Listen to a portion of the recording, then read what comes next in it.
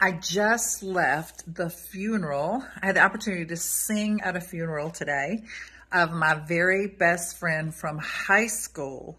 It was the celebration of her mom's life.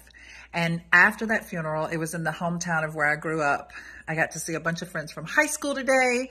And then I decided to come by my mom's house. So I'm sitting in my mom's living room right now, coming to you to remind you of what James tells us about our lives.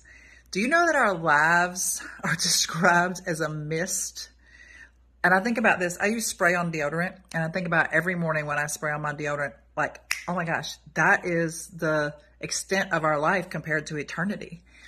And I want to tell you this too. When my friend called and asked me if I would sing at her mom's funeral earlier this week, I said, absolutely. It doesn't even matter. I'm not even going to look at my calendar. I'm just going to go ahead and say, yes, I'll be there. It's at 2:00 on Friday. I'll be there. And then when I went to look at my calendar, I had a completely full day already packed on my calendar. But you know what? Isn't it interesting how when somebody dies, we rearrange everything? What if I had that same thought process for the living? What if those who need me to be present in the moment? What if I realized our lives are just a mist and we need to be present in everyone's life every single moment, not just when somebody dies, not just when we get the call that they're going to the hospital. But, we don't know.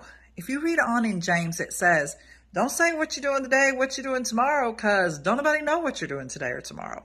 We do not know what our future holds.